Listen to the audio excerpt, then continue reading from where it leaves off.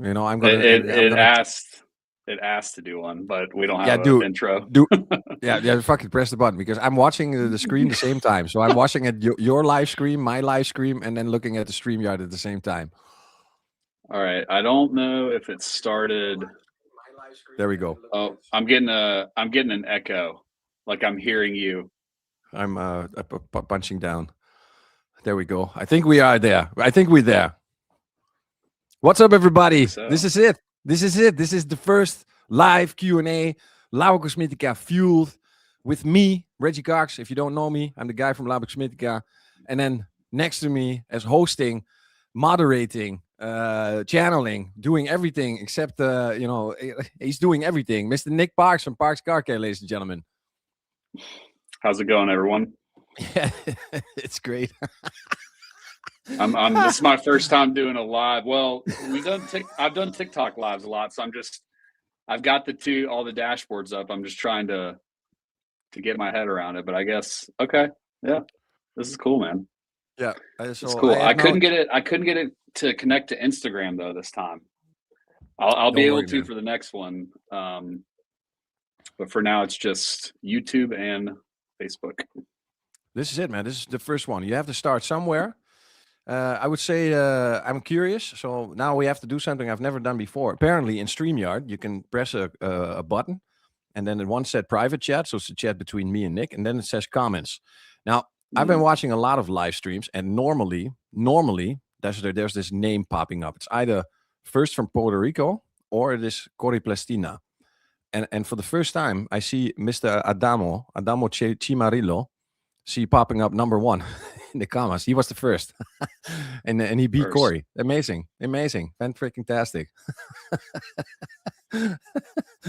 Yeah, Corey, I do appreciate Corey. He went through and did timestamps on all the videos that you and I have done so far, all the podcast episodes. So I need to get with it with AI and get it to put them there into the videos for people watching the old episodes. Yeah, it's great because I'm happy this is the first one. This is for us also, at least for me. Mostly I'm just a guest. I'm a guest now as well, I guess. But mostly I'm just sitting down and then listening to the other guys. But now I'm actually also looking at the comments. And I am not the man that is doing two things at the same time. So if there are not too many viewers, then maybe I can keep up. But or else I'm just going to be overloaded. So let's start with the show, man. Do you have a question, Nick? Is there something that you would like to know? You know, you as the man himself. Questions I have, man. Our last episode, you dropped so much stuff on me that I had no idea what was going on, like new products in the pipeline and things like that. You said most of it's set for what, Auto Mechanica? Is that right? So that's like in the fall. I'm guessing same time as SEMA or around the same time? No, earlier. So first week of September, early September, first week of September, I believe the Auto Mechanica is. And as usual, I guess SEMA is late October, early November, I guess. Mm-hmm. Yeah, but last year it was, wow, my memory's terrible. I think last year it was November, early November. Yeah, because I remember I was here for Halloween, so. Okay, Corey, pop some data inside. Please look up for us when the official launch of SEMA 2026 is. So I know you're listening, so please help me, man. And by the way, nobody knows this, but I've been working around the scenes, a secret project, that has so much secrecy. You know, there's somebody that asked me for some certain stuff, Mr. Corey himself, and he said, "Okay, you want some stuff? I will get you some stuff, but you have to do something for me." So I said to him, "Listen, man.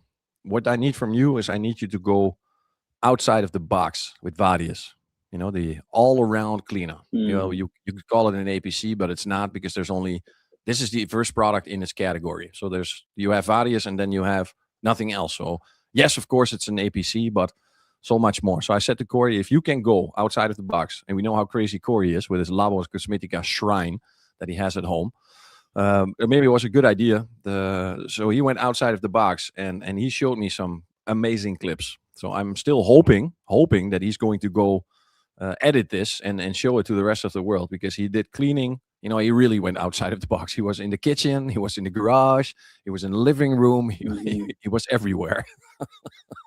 But you could My stepfather, I just gave him a bottle of Varius and Texia because I put him on O&R like legitimately like over 10 years ago, you know, and I was like, hey, you can mix this and use it for little stains around the house and stuff.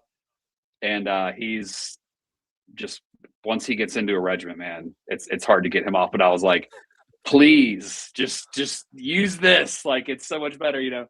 So I'm eager to hear his report back because he'll use it on everything, you know, around the house. So yeah, I'm interested to see what Corey sent me a couple of pictures of like different things he's got now with it. So pretty impressive. Yeah, it's going to be cool because this kind of a products, you know, if you do it only in the car, you are going to get through the substrates pretty fast. You know, you go through the plastics, the leather, the vegan leather, maybe plastics, paint. You know, there's not much materials going on in the car, some fabrics maybe. But when you go outside, and I have to do the same thing because you know, if you cannot explain a product scientifically, there's nothing left to say that it's a magical product. Now, then you have to see how far this can go. How much of a magical product is this, and how much can we put out of it, and how much? And my brain is limited. I'm in development brain. I would say my brain is more into the development stage. So how can I develop a product? And then the using is becoming less and less. So I'm more dependent on other people that tell me, hey, Reggie, I found out you can do this with the product, and you can do this with the product. And this is how I learn, and I take that around the world, and then I try it for myself. And then during a training, I say, okay, let's see how this stuff does live. And then we go to, let's say, see what this stuff can do. Absolutely, man. Absolutely. So DIY-driven GA's got a good question. Any plans to rework Idrosave or HPC? For sure. Let's say Idrosave for sure. It needs to have a... what do you call it? A non-protection side. And there was something funny story because Fabio's the Italian me, so to speak. He is the original OG of the trainers. And he once said to me, and it's basically, okay, this was a rinseless, but he was talking about a QD, just a quick detailer. And he was saying, I would like to have a QD detailer that just cleans, nothing else, but really cleans. You know, I spray it, wipe it, it's done, it's clean, but it doesn't leave anything behind. The same should be manageable with like a quick detailer. Yeah, that's what Fabio really wanted. He said, "I don't want any gloss, anything, just something to clean. You know, just simple." The same philosophy. Wouldn't that be more? I mean, I know this is like semantics, but wouldn't that be more of like a waterless wash? Is that what you're describing? Like something to like get like bird droppings off or whatever.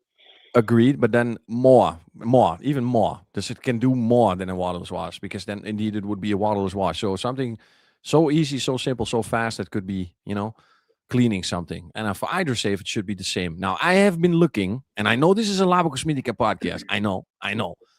But you have to give credit where all the videos I've seen so far from a rinseless that does only clean, is pH neutral, has no warning labels. I have to give hats off to Build Hammer for making that fat nude. That is going to be a good I saw a video on that last night. Someone was comparing it to the Koch Chemie Rapid Rinseless, which again, I feel bad saying this, but like when I use the Preludio system, that's normally my neutral wash is the Rapid Rinseless. And so he did the what do you call it? The fat nude. Fat nude. Okay. He was comparing it to Rapid Rinseless, and it seemed like that he favored the Build Hammer one. So I would love to see it's actually a question I get often is, are they going to make a rinseless that has no protection in it, like a pH neutral one? So we have to do that. And Build Hammer did it in an incredible way, incredibly chemically, what it can do in concentration. It is really a chemical novel. It's in the same range as Varius, and Varius is not neutral. Varius is anything, I don't even know how to describe it, but that making something so safe and without any issues, without any hazards, dangerous chemicals, nothing inside, and then make it clean so well. Oh, that's absolutely brilliant. So that's good for us, because if somebody sets a new benchmark, then the standard is going to be that benchmark, and then we have to overachieve that. So maybe we can take inspiration from Yeah, indeed. Marco will definitely take that challenge for sure. For sure. So we're going to go to kick the lid. Oh, no, that's not the right way to say it. But we are going to challenge that and see if we can Yeah. upgrade and make something new. Now, the What? HPCs have been standard have been launched since last year and the year before, I believe, 2 years ago, 2024. I'm going to say 2024. Yes. So we are working on the spray coating. The spray coating should be finished, if not almost finished. No, it's been a while since I've been in Italy. Been traveling a lot. Been a lot at home. But we have almost finished that spray coating. That spray coating is definitely going to be something else. It's not going to be a traditional spray coating. It is going to be spray coating Labo style. Nice. That's exciting. Let's see. Varius, or not Varius, I'm sorry. Let me go through the comments here. Oh, yeah, that was Varius.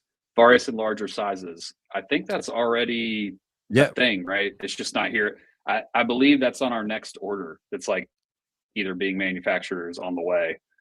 So we Varius, will. Yeah, 1 liter for sure is already in production. 4.5 is also in production. And the half liter or the 16 ounces also already in production. Let's see.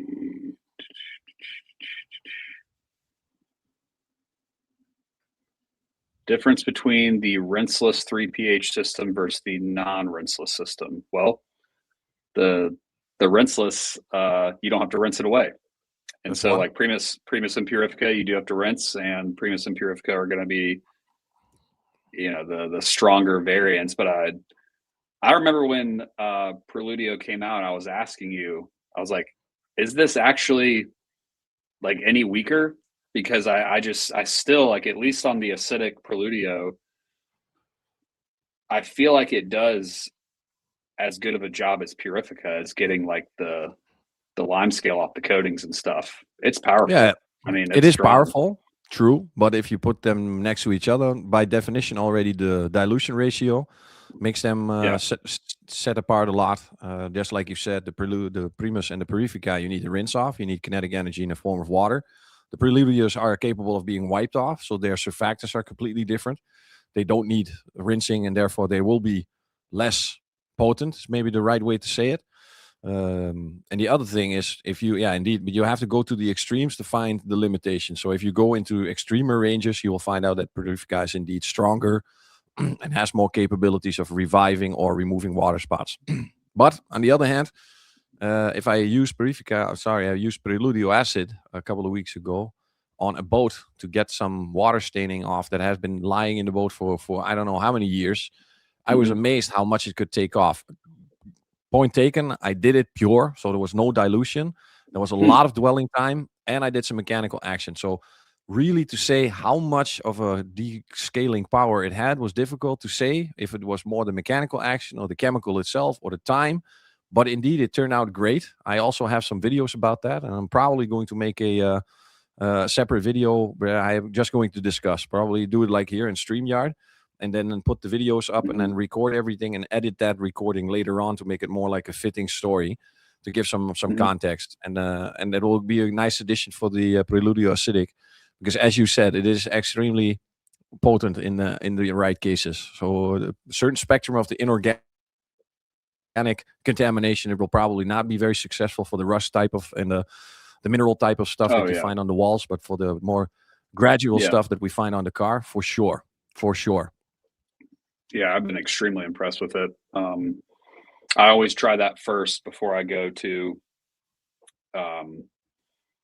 Purifica on the truck, just because I'm like, hey, if I have these few areas that are affected, I can obviously save time with the Preludio versus getting all the pressure washer and everything out. So let's see here.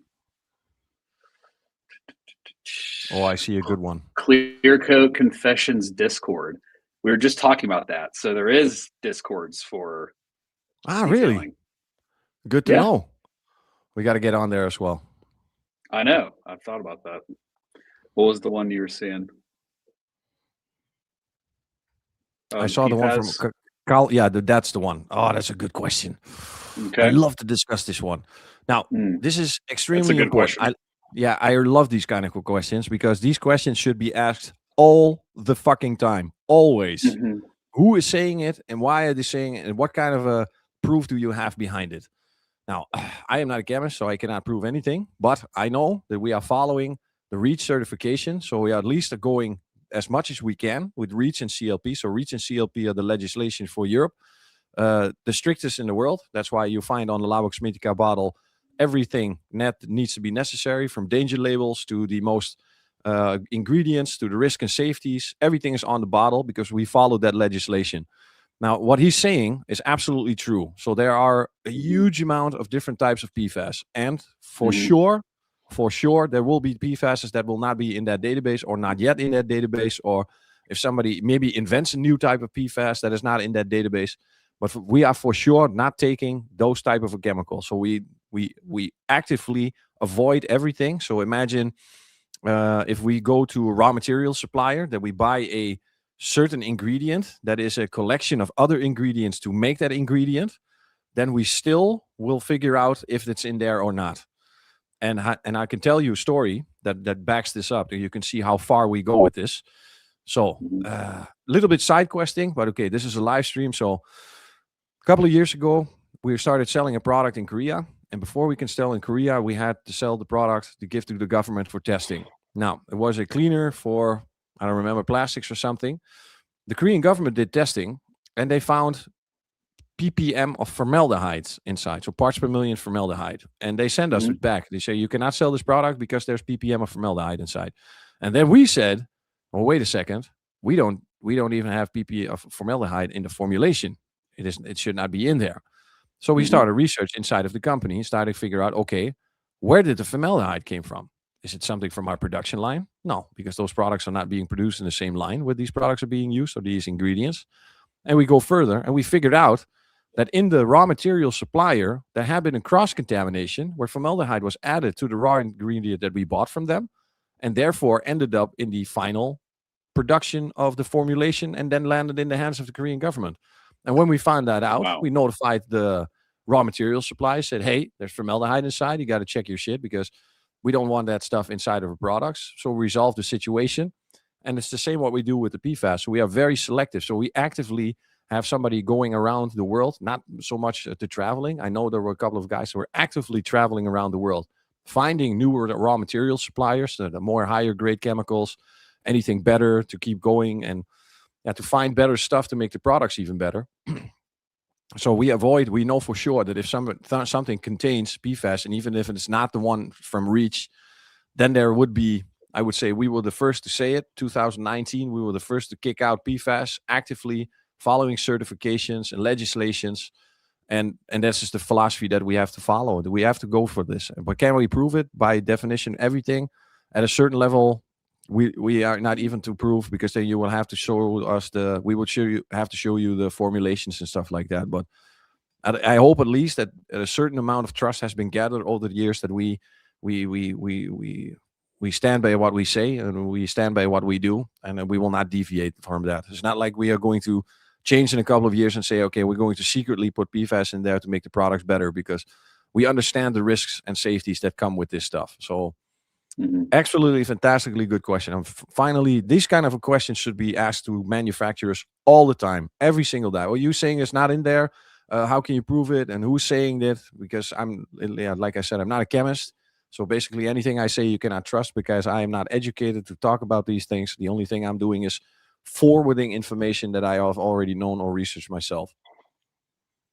It really is a good question, because when other brands started marketing the no PFAS thing, I started researching that a little bit, and pretty much everything you just said, a lot of what you just said is what came to light, is that it is like a moving target, because of the database and the constantly there's new ones being created, and so it's hard to keep up with. So there is a level of trust, but that background you just gave shows how on top of it you guys are. So yeah, I support everybody that wants to break the balls of any manufacturer. So if you have issues with these, you can always ask me these questions. I welcome these questions. I'm not scared of these questions.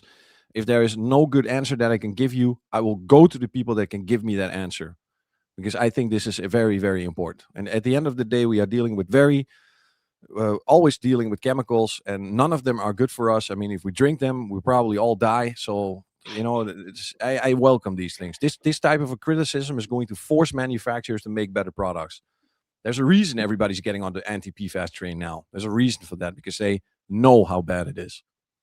Oh yeah, for sure. It's just a matter of which ones are being thorough about it, and which ones are just kind of maybe avoiding the few main ones, or however that works, and then saying, oh, it's completely free of all PFAS. That's two very Agreed. different things. So Totally agree.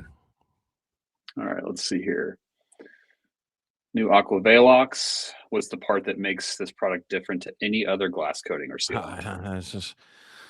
So, point taken. What you say is, I believe, hit ballpark home run type of a question. What is it going to make it different? If it has to stand out, it would be, the first thing is that the duration so far has always been disappointing to me. So I don't know what we are going to put on the bottle, what the duration is going to be, or the promise of the duration. What I know is what I've experienced myself. I am at 12,500 miles now with a single application of this product. I tell you honestly, from 11,000 miles, the hydrophobics in the lower speeds were going down. There was visibility during rain, yes. At the higher speeds, there was still beading and sheeting, yes. These products don't need to last that amount of time. There is no cracking of the coating where the windshield wiper stops. That is a big benefit for me. The application was, I don't want to say super easy, because that's typical a YouTuber word to say it's super easy, super fantastic, super, but it's actually really, really easy. Let me say it like that.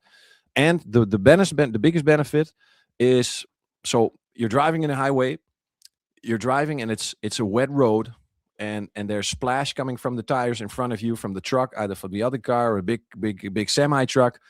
And normally that micro droplets are going to ghost up your windshield, and they don't hydrophobic anymore. The droplets are too small. There's not enough mass to start to roll off. This is what that coating did. This coating did. I drove behind trucks because, I drive from my house to Italy, 1,000 kilometers or 600 something miles, dominantly through Germany. So about 400 miles is in Germany, 500 miles is in Germany, a little bit in Switzerland, a little bit in Milan. But that road in Germany, that's where I saw it for the first time, that it was still clearing up, even when the droplets were super tiny. Shit, I said super again. Fuck. Droplets were really out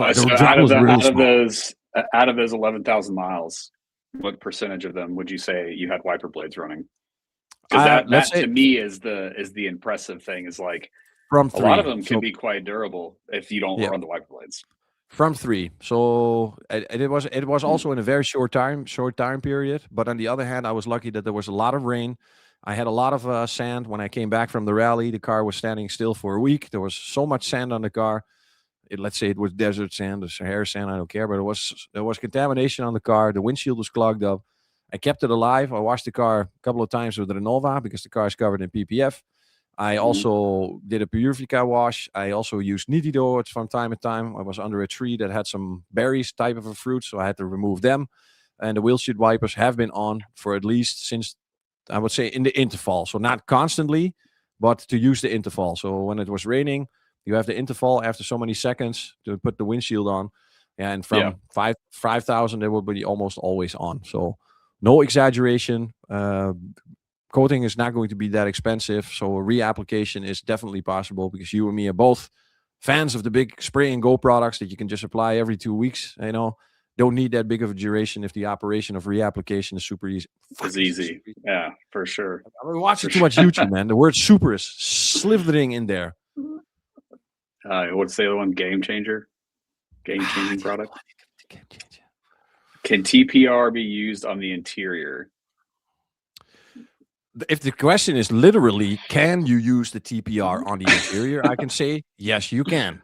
The other question should be, is it absolutely necessary? So I will think of at least two of these areas why I could put it on.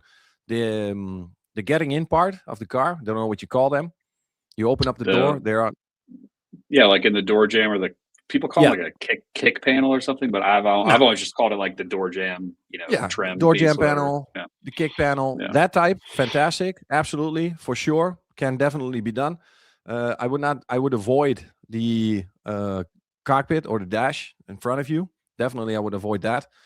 And for the rest, I would say in the trunk, there are definitely some possibilities to put this on because it dries really fast. The wipe off is almost unnecessary unless you apply a lot.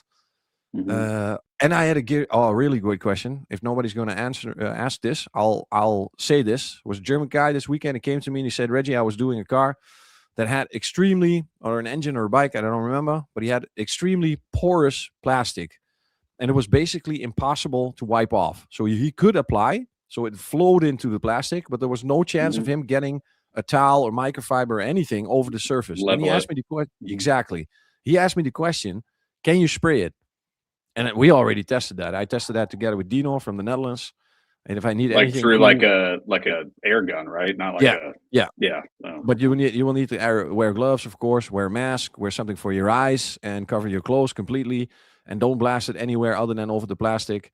But it is absolutely sprayable. And after you spray it, you really don't need to wipe it. That's fantastic. It's fantastic. But it's more like a pro operation. I'm not, I would say, skilled enough to perform this operation because I will be the guy that makes runners. You know, I spray too much and you have this runner. And if you cannot wipe it off, you have a runner of a coating. And anybody that used TPR so far has found out that when the towel dries up, you almost have like a BLINDO hardness inside of the towel. It crystallizes really strong. It's probably a rabbit hole because I'm sure it depends on the brand of coating and the technology and all that. But anytime I would see spray coatings, isn't there like a lot going on though with like the wiping of it? Like in terms of like when you're applying it like specifically on clear coat, you know, or like a painted wheel. If I see people like spray wheel coatings, and I've tried that in the past, but when you're moving that coating around on the surface and with the applicator, and then you're taking the towel and moving it around, isn't there chemistry going on, like things going on to sort of like activate it, so to speak? Yeah, like the bonding process, the linking, pushing it around like that versus like just spraying it and then there's no wiping involved. Like I imagine it wouldn't last as long, right? Like you're not. There are specific ones. So I know for sure one Modesta BC06. It is the definition of a spray coating. It literally spray coating. You spray it on, you don't wipe it off. Amazing product. Has been legendary for years. Doesn't give you that protection that you need, so you need to cover it with something else from that range, but it's not designed for that. And then I heard about 2 weeks ago that they can do the same thing with HPC2. I am very curious how they did it and how much of you indeed is going to say how much of a duration is actually going to be there. But this guy was also so incredibly skilled with that little airbrush gun that he said I misted it on so thin in a couple of times that I was not necessary to wipe it off. If that's true, I would have to verify that myself to validate that if that is actually true. But I'm going to give the benefit of the doubt to this guy that has skills enough and experience enough that what he said is actually true. Assumption is a killing in this game, so I'm not going to assume, but I can say that this guy is probably for sure capable of doing this. Yeah. The only time I could see it being helpful are like wheels that are insanely complex, or plastic that's like super detailed and intricate. Like a lot of these cars now are coming with these crazy trims. Like spraying, you could probably, even if it didn't last as long, you're getting an even application and you're not leaving high spots or not able to reach certain areas. Like you just can't get an applicator in there kind of thing. So I could see that. Yeah. Especially if you have a 3-piece wheel like a BBS, if you have to do that by hand with the suede, good luck, man. It's crazy. You need baby hands to get into those crevices. That's for sure. All right. VDA certification. Certs only matter where they're done. Are any certs valid in multiple countries such as the USA? I thought VDA was the manufacturers of the cars, right? Saying that it's safe for the surfaces on the vehicle. Yeah. So there's this independent body. The VDA stands for the Verein der Automobilindustrie, German automobile industry, something like this. Verein der Deutsche Automobilindustrie. So it was invented by Volkswagen, Audi, Mercedes. They said they put their heads together and said, listen, we need to figure out if these oils, because it's not only chemicals for car wash, it's also lubricants for engines, cooling fluids, brake fluids, dimensions for car wash tunnels. So they help them design the tunnels so they know the measurements of the car so they don't destroy the car.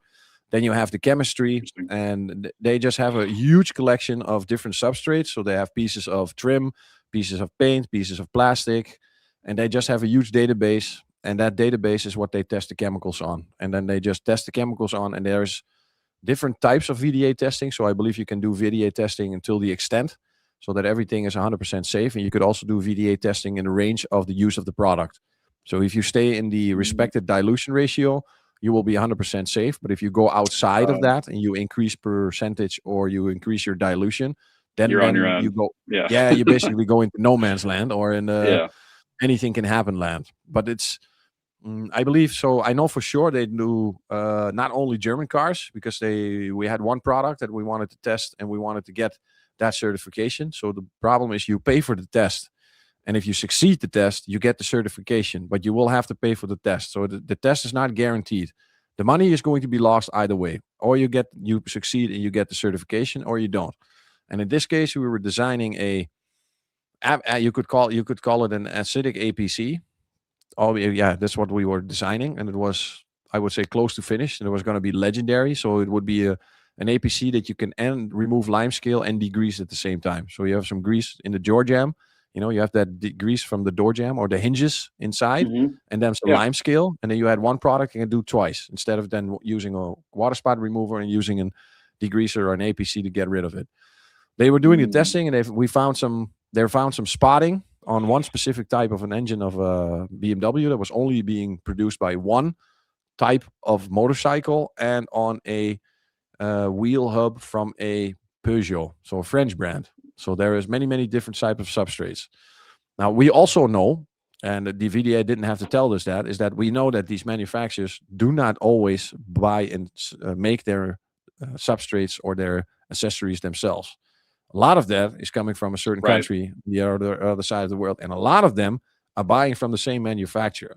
So when you say, but I have this, you remember, if you take off a Seat, Seat is from Spain. If you remove the Seat logo, there's a Volkswagen logo in between, underneath. It's the VAG group, and there's many others that do the same thing. So General Motors also has a huge selection of brands that they use, and they also have the same type of manufacturer where they buy the accessories from or the parts from, or they produce their parts, because not every manufacturer produces everything themselves. Every piece on the car. Oh yeah, of course. Exactly. Of course. Are any of the interior products certified antiviral and antibacterial? If so, what are they certified good for? Very good question. Another good question, man. My God, the level of questions is amazing. Yeah. We got to do this more. I'm being put on the spot, man. It's getting hot in here. It's getting hot. Good questions. Okay, we got two. Number one, Omnia 2.0. Number two, Derma 2.0, the cleaner. During the 5 years ago, when we have that certain bug flying around with the stuff, and you remember back then, 5 years ago, the whole world was going crazy, and we were also almost closed down because of this. And then we started making the antiviral type of a products and the sanitation type of a products, and we revised two. So we added two to Derma 2.0, the leather cleaner, and Omnia 2.0. We added some certifications.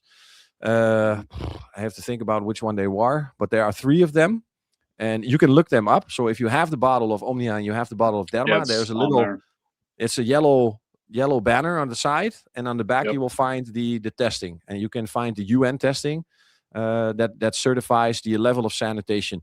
You will also find how long the product needs to be on the surface. So this idea that we had, or that was pushed and forced upon us, is that we walked inside of a store and there was this hand sanitizer, a little bit of alcohol, and we make two pumps and we just scrub our hands like this and we were sanitized. If that were really true, then they didn't have to do 15 minutes of hand scrubbing, and then a surgeon didn't have to put on 4 pairs of gloves, and somebody else needed to put the glare off. So the idea of sanitation is a little bit further than what we think. So there needs to be done more. Now, in this case, for sanitizing with Omnia, for example, the product needs to be on the surface for, let's say, 1 minute, 2 minutes to actually achieve that sanitation level. So it's not spray and wipe, it's sanitized. No, you have to follow that. I wish. Okay, I'm gonna try something. I'm going to try something. I'm going to do two things at once. I'm really bad at this, so I'm going to try to do this at the same time. And then we are going to trying to find a presentation, because I know for sure I can do slides from a certain presentation. And I'm going to go to my computer, and then this is probably not the smartest thing of me to do this, because I'm not You're good. it's 50 MB, so it's smaller. Maybe I can go to something smaller, because I have the screenshot. Maybe. Okay, I promise. Okay, I promise. I promise to fix this. I'm going to find that slide. I'm going to post that slide on my Facebook channel. If you can find it, Reggy Labocosmetica, on my Facebook page. I'm going to post that picture of the sanitation of Omnia, because it's in the presentation. But I am not a very good tech guy. It's all good, man. I saw, well, like you said, it's on the bottle, and also, I hope I'm not butchering his name, Adamo. He threw the UNI certs in here too, so you can just throw those into AI or Google. Yeah. I mean, it'll give you a detailed rundown on what it does and does not provide in terms of that. So it's a good question. Maybe I can do it the other way, by just selecting one page, and then if the one page can do it, there we go. Throw it up there. I almost had it. How to do this one slide? I can just put up one slide, because I can select the picture. And maybe I can do something else. I can do share screen, so you can look with me. Let's see if I can do that. While you get that up, I'm gonna go run the restroom really quick. Yeah, go ahead. Go ahead.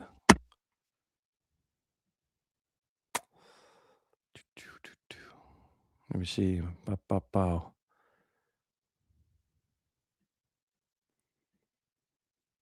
Okay, I have to practice this. This is very unprofessional, ladies and gentlemen. Very sorry for this. I'm trying to do something I've never done before. During a podcast or during a live stream, literally sweat is breaking me out all over the place. I know for sure I have that in the presentation. I always present it in Labo, and then we have the situation about how to explain the sanitation level, because it's I would say, hey, how can you state that something is sanitized without showing any certifications? And this question was also being asked during a training. And then I said, okay, well, we are here now live, so why as well not go online and try to find these tests, so you can see what these tests look like? Because of course, if there's a number on the bottle that says UN 12446 or something, or I don't know, these numbers, they need to count for something. It's not like we can say, hey, it's sanitizing because we are saying in this. And again, I see a question popping up from Mr. Como 42222. With the studies on harmful perfumes are in the products, how can we know that Labocosmetica scent and perfumes used in the products are actually okay and don't have a negative impact on hormonal health? Now, that for sure is already by the legislation inside of the bottle. So if there's anything super dangerous inside, then it had to be stated on the bottle already. That also counts for the perfumes. So it's in everything that is going inside. So not only chemicals, but also the perfumes. The other thing is that I would say, I'm smiling because there's a very nice woman always coming to our factory with new types of perfumes and new types of scents. That is very interesting how they make these products, but it's absolutely a great question.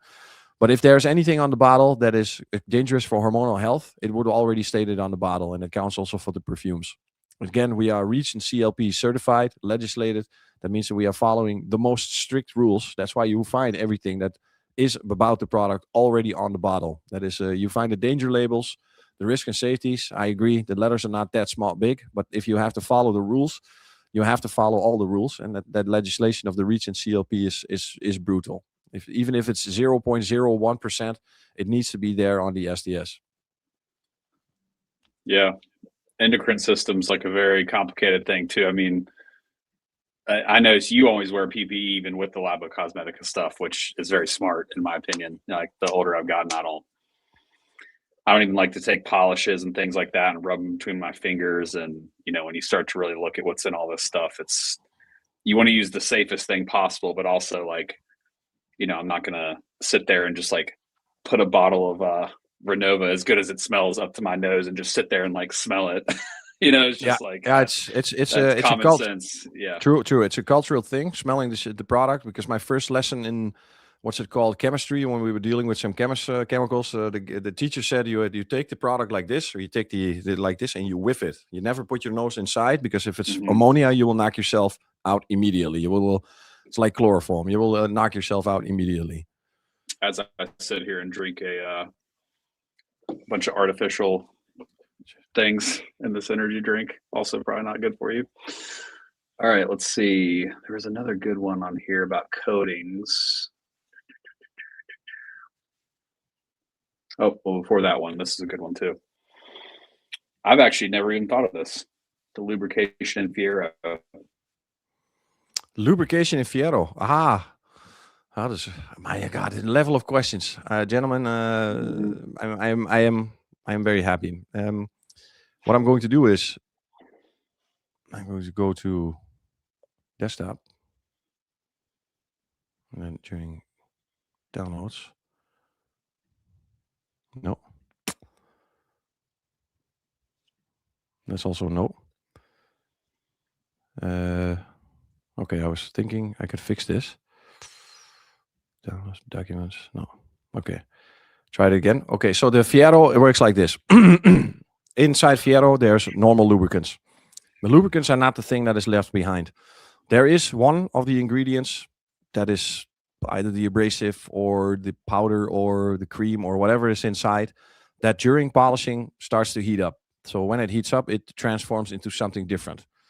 Just if you heat up water, it starts to turn into vapor, or if you heat up THC, it turns into THC delta 9 when you go about 157 degrees Celsius. Same stuff, different compound. It's just transformed because of the heat. So when that happens during polishing, so you will need to generate some temperature. I'm not saying cooking up the paint, but Fiero needs some temperature to get that transformation going. If that transformation is done, that thing is then the one that's being left behind. The rest you wipe off, the lubricants you wipe off, and that thing is left behind. That then will help you accelerate the bonding of the coating. To see something like that, you will have to go to my YouTube channel and find Does Fiero Really Work video, I believe it is. And then you will see a perfect demonstration about somebody, Ross Arthur from Scotland, suggested this. He said, Reggie, how can I prove that this is working? And he set some parameters. I followed his parameters, and therefore we could prove that the bonding was actually about 50% faster with Fiero. Now, the next question is then, but can I also wipe it off? Yes, you definitely can, because there's a huge group of detailers that have been doing ceramic coating since the beginning of time, when Adolf Hitler was still the boss. Then they said, okay, listen, Reggie, I have learned that I need to wipe off all the time. There is no such thing as putting a ceramic coating on something in between. It will diminish the duration. It will not hold that long, and those are all valid and good arguments to say I'm not going to do it. So Fiero is definitely going to be able to be removed with Veritas. Need a good panel prep, not just a ready-to-use one, but really a good one. In this case, Veritas, good dilution, and then make sure that you double check, triple check, quadruple check the amount of time you're going to apply, because Sonus is still being rejected because the surface tensions will be broken, so you will have a smoother surface. The installation will be much easier with Fiero. There's less drag of the suede, less drag of the microfiber. All benefits coming, but if you still need to be hardcore and you want to say, no, I want to put it on bare paint, you can definitely decrease, but you need to do double, triple pass if necessary to make sure that everything is gone. And that is basically what Fiero does. It is an extremely complicated paper. If you read self-assembled monolayer technology, it's, I would say, almost impossible for me, it's impossible to make a clarification or a good story about how this is actually working. Yeah, I've never thought about the lubrication part. That's interesting, but I try to strike the balance of like the chemistry side of things, because I'm not a chemist and I know less than you do by a lot about that aspect, but just what's practical, like practical application. And I've not seen any durability issues with it. In fact, even before I was using the Labo products, other primer polishes from different brands, I had generally good success with them.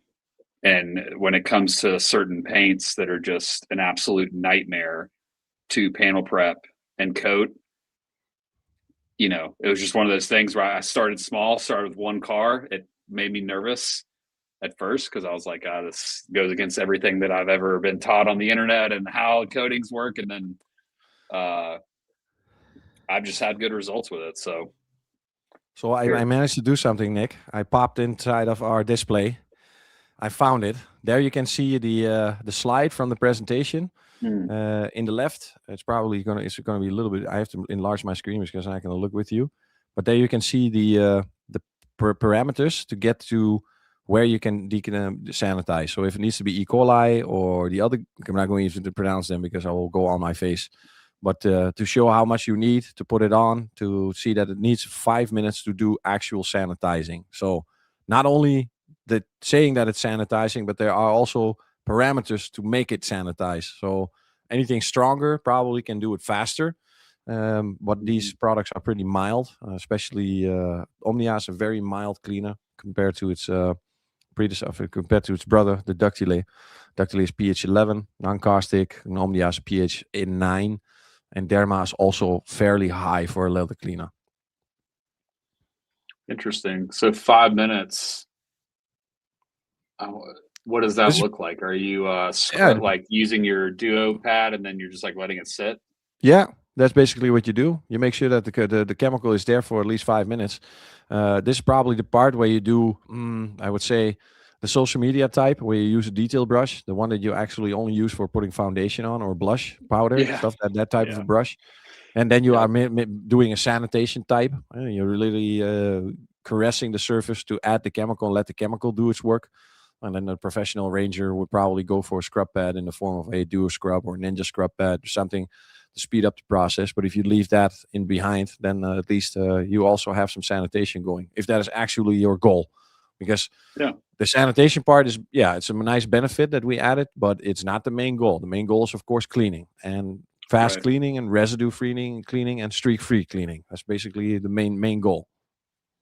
So I actually have an Omnia question. I have a customer of ours that he's a mobile detailer. So I think I feel like I know the answer anecdotally just from my experiences, because at one point in time, like 13 years ago, I was doing mobile detailing.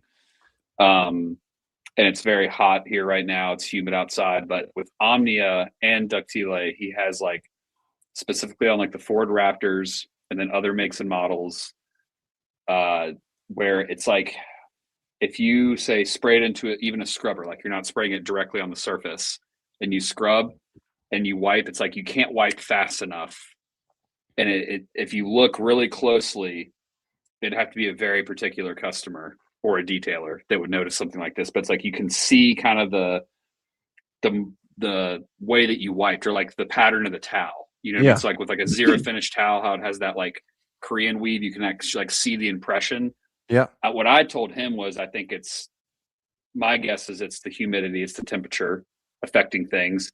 And also I think it's different surfaces, like certain plastic, it's like whatever coating they put on the leather and the Ford Raptors and the plastics in there, it just seems like a lot of cleaners react to it that way. So and it's for me, with use of chemicals is cutting out variables.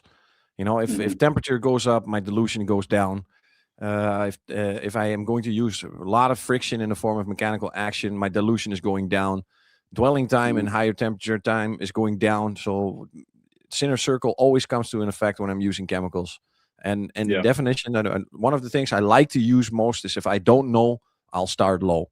I'm going to take a safe range and maybe even go off label. So if the manufacturers say 1 to 10, I will say, okay, let's try 1 to 20 first to see how it behaves. It's always easy to add a little bit more chemical in your dilution, but it's a lot. If you make 1 to 5, you find out, it's too strong, and you have to make another bottle of 1 to 10. You already mixed 2 bottles, then you have to put the label on. You're creating more hassle, and susceptibility. So I will never trust a manufacturer, including us. It doesn't matter what they say to me, what the product does. I think it's great, but these manufacturers, including us, live for the sale of the product. So they will say and do anything to make that product attractive, or they will invent ways of selling it easier, going extremely in off-label uses. So you can never trust a manufacturer. You have to listen to either the representative and try it for yourself, and then generate some trust. That's why I try to do anything that I do in the videos that is real, because I love real. I hate fake. I love the real thing. And then when somebody says, I did what you did, Reggie, and I had great success, then I'm always happy. And if somebody says I did the same that you did and I didn't have success, I always want to know, okay, what was the reason? I really want to know, because success is one thing, but a happy customer, I think, is much more important. I agree. That's very well said. Very well said. Difference between STC HPC Pro and BLINDO HPC Pro. God, this is listen, from now on, I don't know how you are going to do this, but we need to do this every week. I miss these type of questions. I miss this. Yeah. There we go. So here we go. From a standpoint of Labocosmetica, the philosophy of the coating is divided in chemical and physical. When we talk about chemical coatings, we're talking about something that is not permanently there, is very chemically resistant, and is easier to remove with friction or abrasion or mechanical action. When we talk about a physical coating, we are talking about something that is left behind, that is not to be removed by normal mechanical washing of the car. So we will either have to do sanding or polishing. The main chemical difference, this is number one, is that BLINDO is 100% physical, has no chemical protection whatsoever inside. It's just like a resin, and it adds a layer of resin or clear coat type of a substance to the car. Then they have STC. STC is 70% physical and 30% chemical. So there's already a hybrid, so a compromise. But the biggest compromise is that there is some chemical protection in itself. So theoretically, STC could survive by itself. However, both of them, either BLINDO and STC, feel very rough after the application. It's not rough in the sense there is a sanding disc rough there. It is more rough in the sense that there is something left behind. That is, it's like taking your finger over a wet balloon. It's smooth, but it's not silky smooth. I only notice it when I take a towel.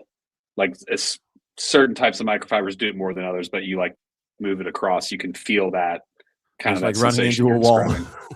Yeah, it's different for sure. Yeah, that's the feel. Then you have the possibility that with BLINDO, after a certain amount of time, any ceramic coated car is going to look like shit. Normally you'd say, okay, I would have to polish off everything. BLINDO is polishable. So I'm going to say yellow pad, orange pad with Fiero, or a yellow pad with Leale, so like a medium polish with not too much pressure. You are able to polish BLINDO back to natural splendor. So you get it crystal clear again. It's like polishing the clear coat. Benefit is you will be faster, 50% faster than on a normal clear coat. So if the normal clear coat took you about 4 hours, you'll take 2 hours to polish off BLINDO in the same condition. Then you have the opportunity of reapplying a top coat in the form of HPC2, HPC Pro, or sealant or whatever. But there will be needing some regeneration of the topper. Now with STC, in a very theoretical way, it's also possible. But both of them, they are not going to be like a big and thick coating or something like that. It's nonsense. It's not possible to do that amount of thickness with a 30 ml bottle. It's simply not possible. Partially, it's also solvent inside, of course. And then you have the airing out. And I would say STC is then more smooth and more chemical protected. So in generation with HPC Pro on top, you will have more chemical protection with STC and HPC Pro, but you will have more physical abrasion type of protection with BLINDO on top. Yeah. That is, I think, I've always gone for BLINDO for that reason, because I just feel like people are not very gentle with washing their cars, even if they do hand wash. If I had to choose one or the other, that's the route that I've always gone. Is the BLINDO. Simply the reality of the situation is there is no such thing as the perfect customer. You have 1 in 100 customers that does everything right, and that delivers the car back after 2 years, and it looks like it doesn't have to drive. And you got the same guy that just went after a week after the application, went to the car wash, never said he was going to the car wash. He said, no, I did bucket wash and mechanical hand wash by itself. Customers never make mistakes, and sadly, detailers also never make mistakes. I've only had, it's definitely less than 5. It's probably 3 or less people that were like, they checked off every box when it came to maintenance. I mean, like legitimately, like it was dedication. Like I was impressed. I was like, man, I don't even treat my cars that well because I don't have the time, but they really cared for it very well. So it's hard to find that. That's not usual. All right, let's see here. For wheels, switching between an acid and alkaline product. I'm not sure if he means like at the same time or like every other wash you're switching, or is it like you clean the wheel with an acid and then an alkaline right after? I'm not sure, but I have to be honest. I will be honest with this one. In Labocosmetica range, Primus is very good as a wheel cleaner. Liberia is also good as a wheel cleaner, but PURIFICA is definitely not good as a wheel cleaner.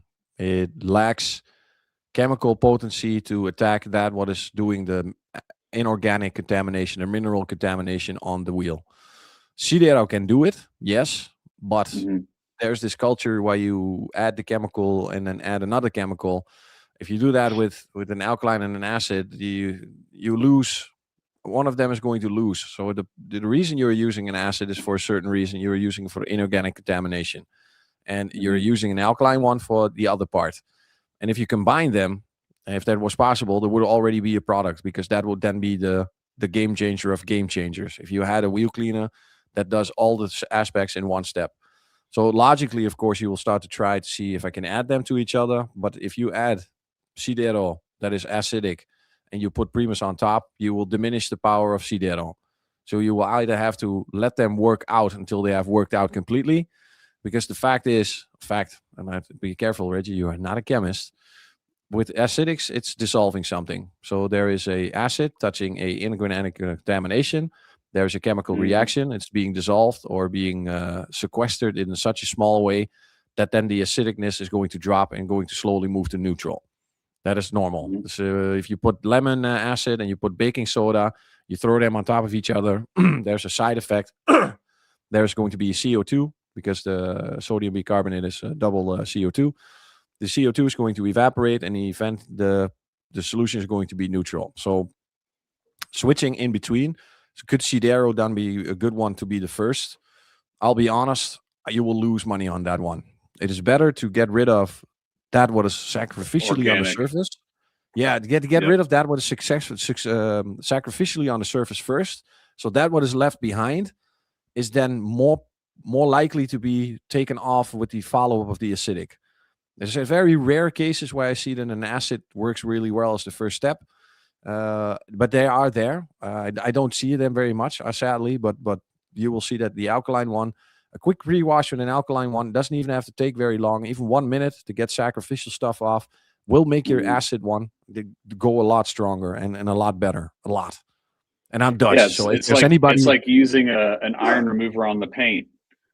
You wouldn't, like, I'm looking at my truck out the window right now. It's filthy. You wouldn't go straight to iron remover on the paint. You would wash it first to get all the organic crap off, so that the Sidera is actually coming in contact with the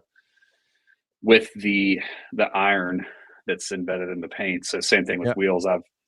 I've tried for a long time. I did it that way, which I see so many people do this.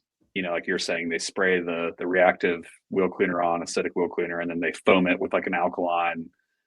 I felt like it didn't work any better, and you're just using twice as many products. And so I switched to where I would do alkaline first and then use a reactive wheel cleaner if it warranted it. Okay, so if it's a very strong one, so let's say something that in the wrong hands could damage the surface, you are working in, I would say, warmer conditions, and you don't want to stress the surface too much, and you are reaching the end of the potency of the chemical before it starts to dry up, and then you add, I would say, okay, then I can understand a little bit, and then you start, for example, you see a lot of scrubbing then happening, but still, I would still rinse the wheel first. I don't want to get that grit. This TikTok freaking generation, the wheel cleaning TikTok generation, 27 brushes, 15 foam guns. Yeah.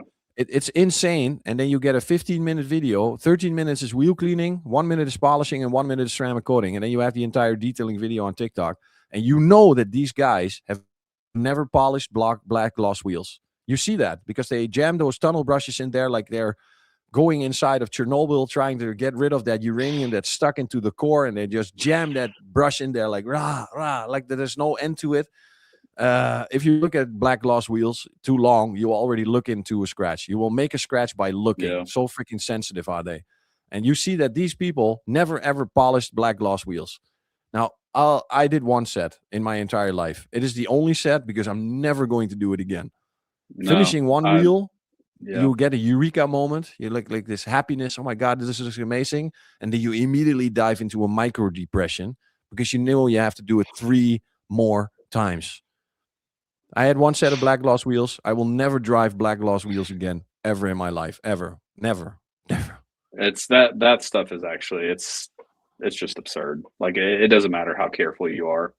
It is going to scratch. It is. I mean, it is. There's only damage control, man. Exactly. Yeah. So it's more reason not to do the chainsaw approach, like you're saying. All right. Let's see. Purifica.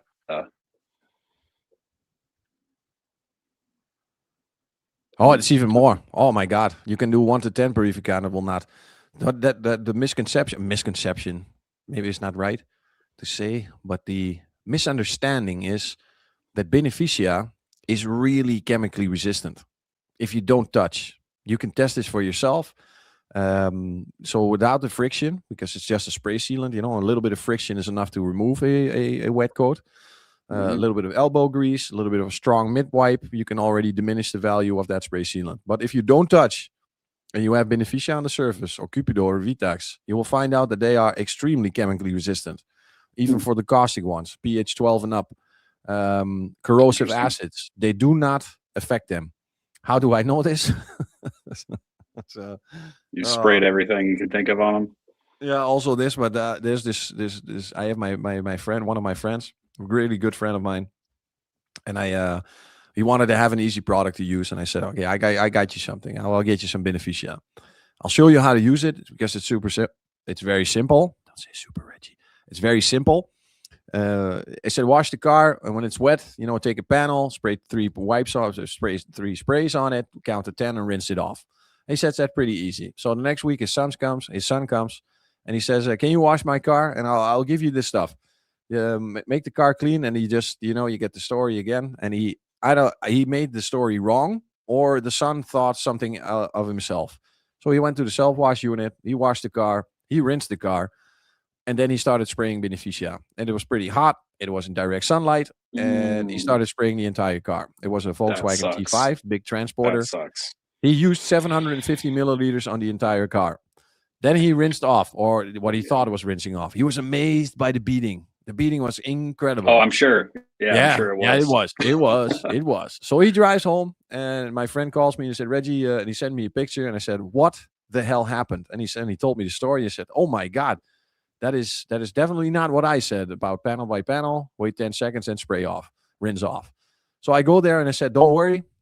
We have I forgive you technology in Labocosmetica. If you make a problem with Cupido, Beneficia, and Vitax, you can use Perfecta 2.0 to take off excess residue, streaking, not so much of a problem. So I take the Perfecta, I spray it onto the surface, and it literally beats off. So it didn't flatten out. It really literally rolled off in little tiny beads.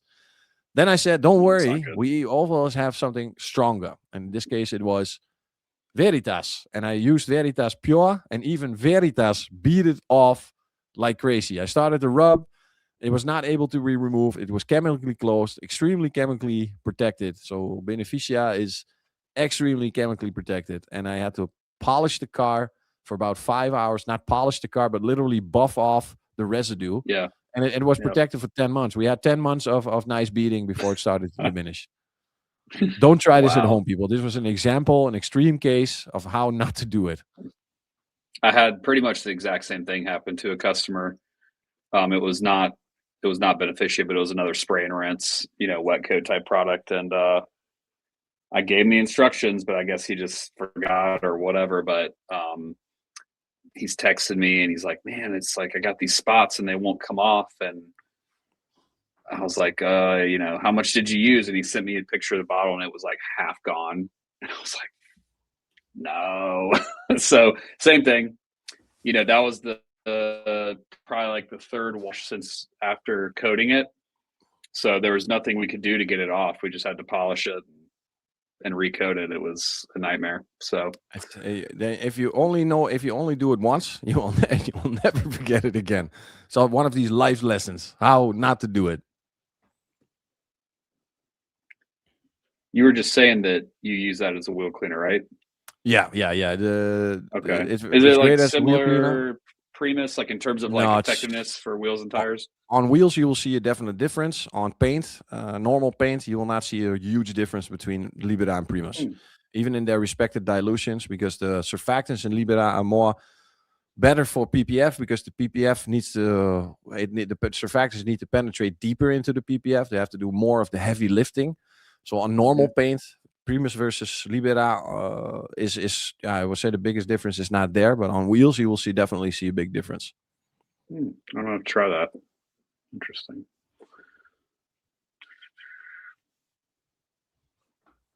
This would be a good. I can't remember which episode number it was where we did the interior products, but we went deep into this topic.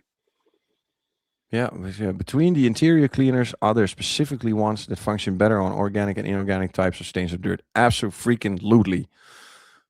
Glycol is the best for the inorganic, and this is the good example when you need two of them. So the most dominant contamination on the inside of the car is dust. And we figured out that during research that about 70% of that dust, what is flying around all the time, every day, all the time, is inorganic. It's the incrustations in your seat. That's why we invented the brush, to get rid of that sacrificial dust that has been designed to trap itself into the fabric, so you don't get a dust explosion every time you sit down. That brush can sacrificially remove many dust. So this proves again why Labocosmetica is different, because who thinks of a brush that's going to save the sale of chemicals? I mean, who does that? You know, you use this brush and you use less chemicals. That's typical Labocosmetica, because we think about solutions, making the day of the everyday life of the detailer better. And in Glico is the only case where you use the acidic first, for the first reason of that's because 70% of the dust is inorganic. But the other thing is, and now I'm using the example of Jurassic Park, where you have the barnstone or the amber, you have the amber, and in that amber is the mosquito. So if you say you have if I take, for example, I got some fruit juice over here. It's water right now, it's liquid, but if I let it dry up, I get this mixture of inorganic and organic inside of each other. So if there is something organic that is being encapsulated or covered by something inorganic like this, I can attack it with an alkaline one as much as I want, but I'm not going to break it free. I need to get something acidic in there to break open the inorganic, so it frees the organic, so I can take it with my alkaline one, and therefore making it disappear. So water stains on the inside of your interior, Glico, anything that you know is going to be inorganic, that's definitely the part for Glico and for the acidic one. Luckily, it's the one that got me back into interiors, Dan. I mean, it's most of the time you'll find out that Glico is enough. And for the parts, so I'll take the example of the, I don't know what the nice word is to say, but I call it the duct mouth, the suction mouth of the vacuum cleaner. It's mostly something from clear plastic. So you can actually see what you're sucking out. If you apply Glico and you process with Glico by brushing it, and then you start sucking it out, if there's nice white foam coming out of the seat, you know that it has done its job and there's nothing else. But in Glico, there's also like 20% of detergents, standard detergents. And those detergents affect the organic part. So when you are sucking down a seat and you find somewhere on the spot that the foam coming from the seat is actually not white, but another color than white, and I will leave that to your imagination what color that can be.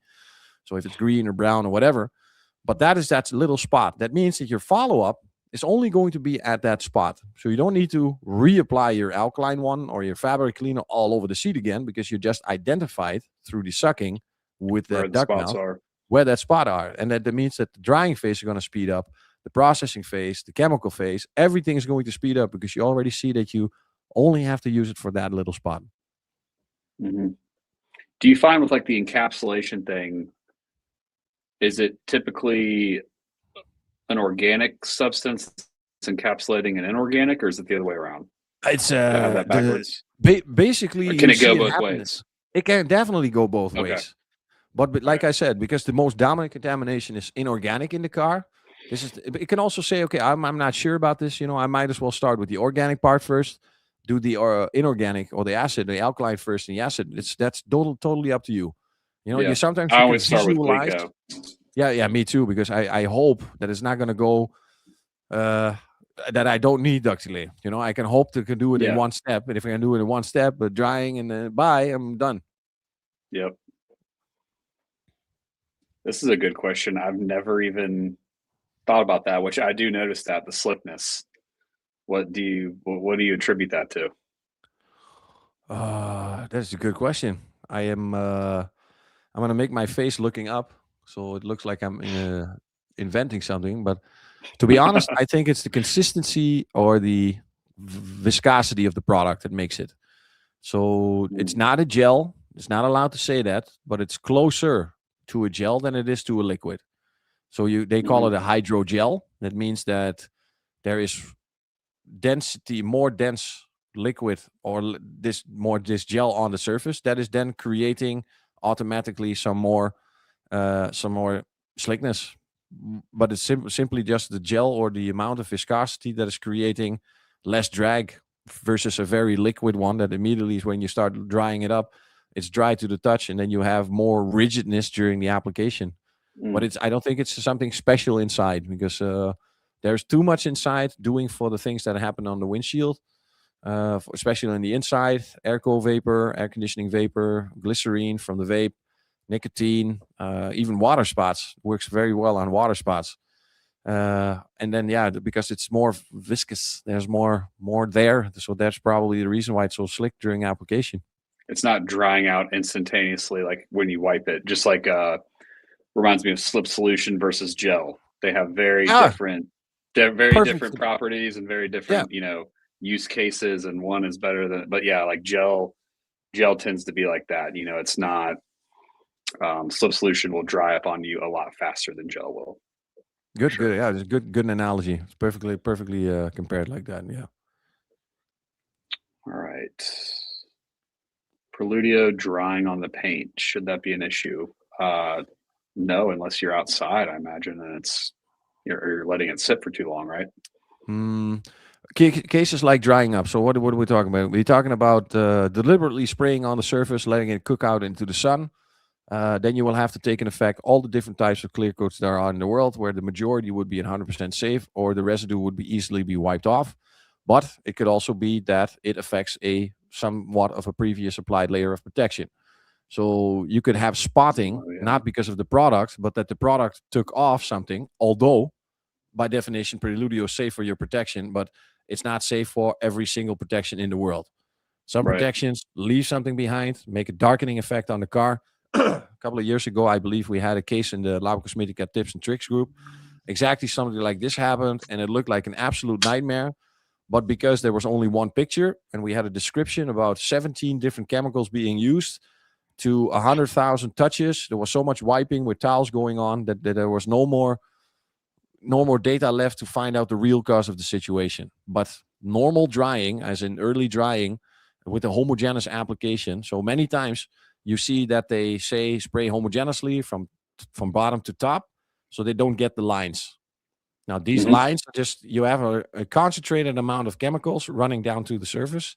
That can then do something, of course, logically, but it's also with a rinseless. There's a reason why they say squeeze the sponge before you start washing, because I can make any rinseless streak, anyone. Just if it runs down in a concentrated form over the surface and you have this line running, definitely possible. But in the normal cases, and I've put it to the test with infrared and outside in sunlight. So no, by definition, if you use it correctly, you will not permanently damage the surface, and that what is left behind should be able to wipe off. So I say if you don't want to create a problem, don't make the problem itself, and then work a little bit faster. If the temperature is too hot, diminish your dilution. If you don't have much time, use more mechanical action. So play around with it, and if you don't know, again, start low. No problems whatsoever. Something new going to be released soon. Check out the last episode of the podcast because that's basically the only thing we talked about. So there's like a good, I don't know what, it was like an hour plus on that. Yeah. So formulation number 7. We are at formulation number 7. We started again the 7th time that we started. And if I don't know if this is not going to be the one, I really don't want to be a part of the projects anymore, because it's like making 7 different recipes, and then at 7 times, I think we are at the place where we need to be. So it's very time soon. If soon, it will be launched or presented in the Automechanica in September. Yeah. So you got Aquavelox Pro spray coating. And you said you're looking into Cupido textile 2.0. coating. Yeah, Cupido 2.0. There's a whole great episode. And on everything I say is maybe, because I am not the decision maker. I'm merely the trainer and product developer assistant, so to speak. So you could call.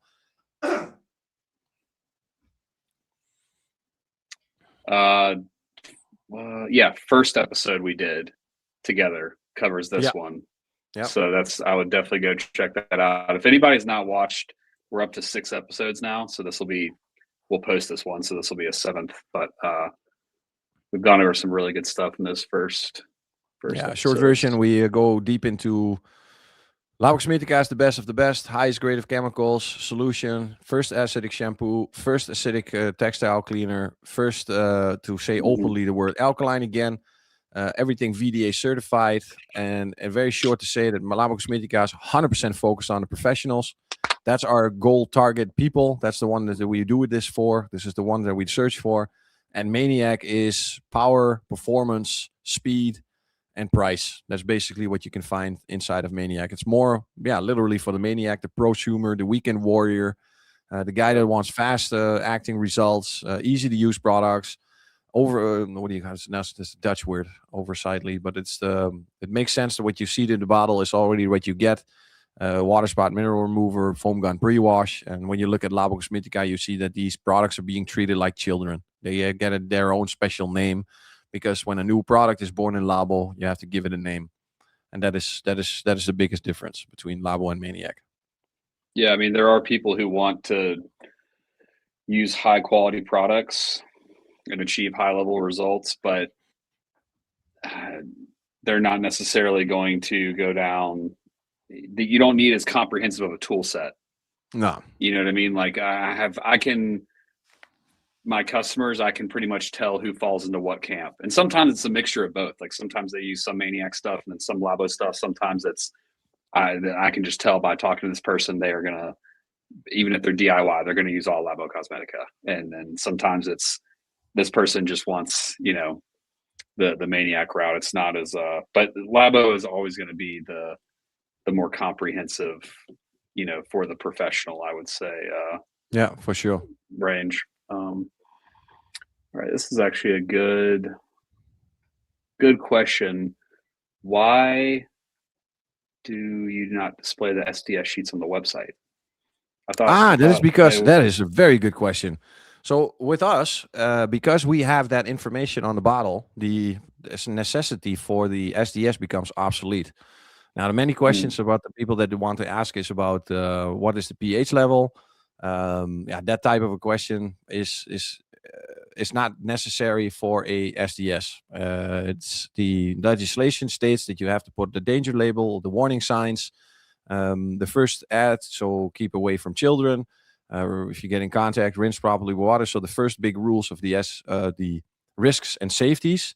Also the most important chemicals, so non-ionic surfactants, the amount of percentage of that needs to be inside. And that is the biggest difference, that we don't have the SDSs online. They are, in some countries, they are online, absolutely, because the country validates or mandates them to be online. So you will find them on I would say, in Austria, for example. I know for sure in Austria they need to have And there are a couple of other countries, but I cannot name them for themselves out of my head. But the Point Shop AT, or it's Austria, the Point Shop AT, you will find all Labocosmetica SDSs because it's mandated by the country. And for the rest, everything that we need to state is always on the bottle.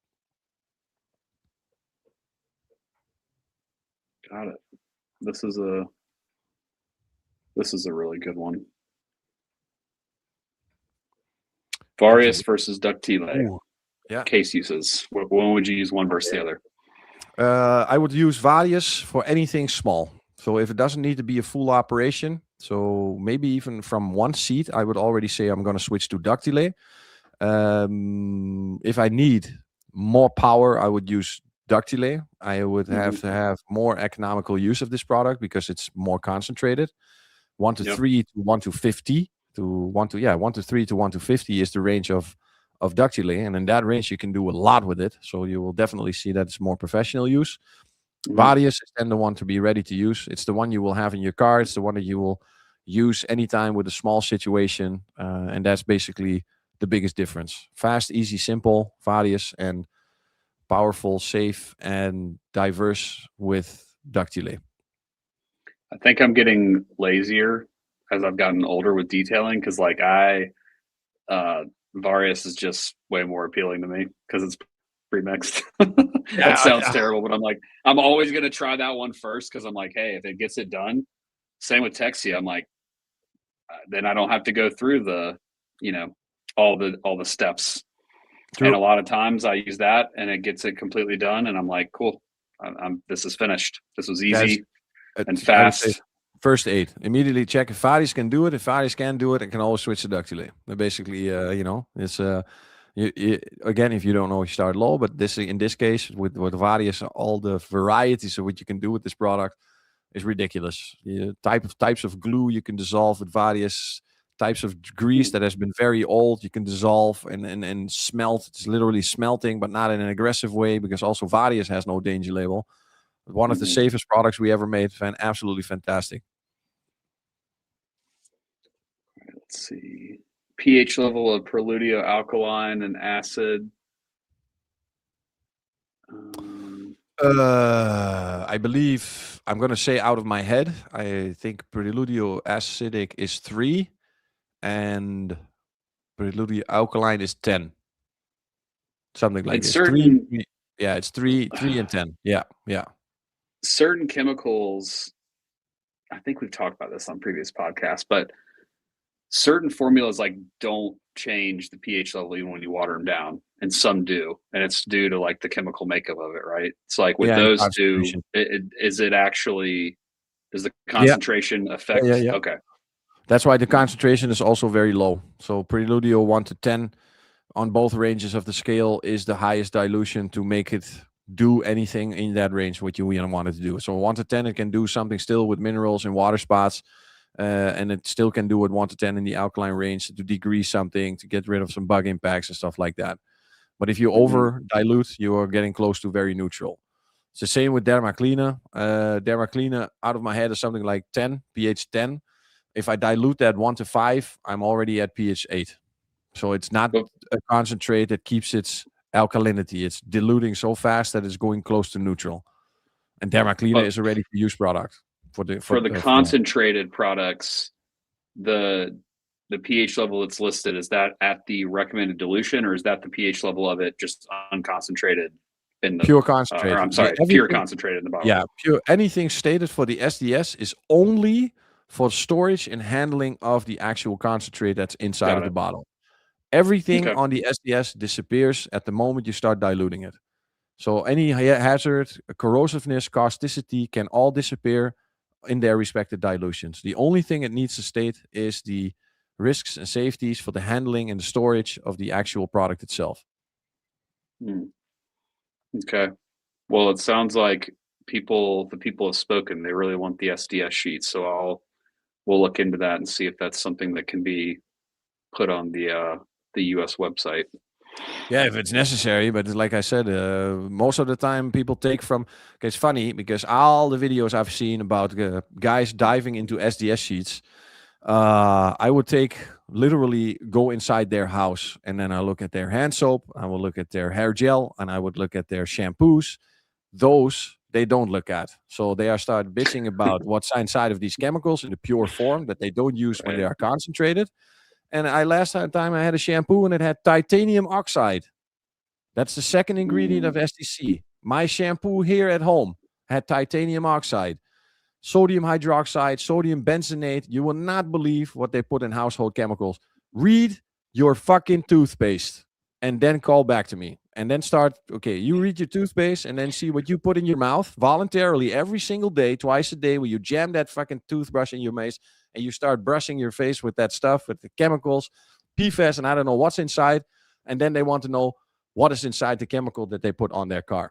It is the biggest form of hypocrisy about safety in the chemistry. It's fantastic. I love it when people do that. Yeah, I don't know if I don't think Coma is asking for it for the reason that I'm about to say, so I'll just preface with that. But I know in the TikTok world, everybody is always asking about it because I think they're trying to figure out, what exactly is this. And I've not ran other brands or even like the Labo stuff, like through AI, run an SDS sheet through it. It's not giving you really the formula, right? I mean, it's not giving you like the recipe, so to speak. Yeah. Okay. No, but even if you put the recipe there, if you don't know how to cook, it doesn't matter if the ingredients are. You can make a crème brûlée and you can give all the ingredients. Trust me, if you don't know how to cook, you will not be able to make a successful crème brûlée or a tiramisu or a pasta or a pizza. You're never going to achieve that level as the chef that is actually making it, for sure. Yeah, Corey, I've got the SDS sheets. So we'll list them if it's necessary. We'll look into that and report back. Yeah, do if necessary. Please put. But my God, there's nothing to hide. Everything's on there. Yeah. Let me see. Removing road paint.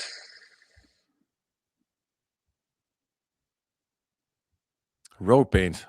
What's the road paint? The road paint. Are we talking about the white stuff they make the lines with, or is that the stuff they have? Is it like that's more like a plasticky type of a substance? I believe. I'm not sure. I can only assume that's what they mean by road paint. Yeah, the yellow and white lines.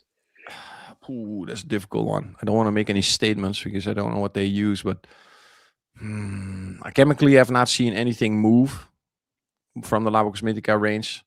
So you put something on, it's not like it's moving around or it's dissolving or watering down. I've never seen it. Most of the time it comes down to what I'm touching it with, either a clay bar or tire glue removers supposedly work better because of the toluene inside, but we don't have a tire glue remover. So I'm gonna skip this one. I can't make a good recommendation about making this successful and safe other than Mafra probably has a good solution. I would think the name of it's slipping my mind. Deca Flash. Yes. Probably. I'm saying probably because I don't want to make any statements that I'm going to be successful. That's no. Just that the guy's gonna buy a gallon of the stuff and then finds out it's not working. He's gonna blame me and he said, what kind of a guy is this man?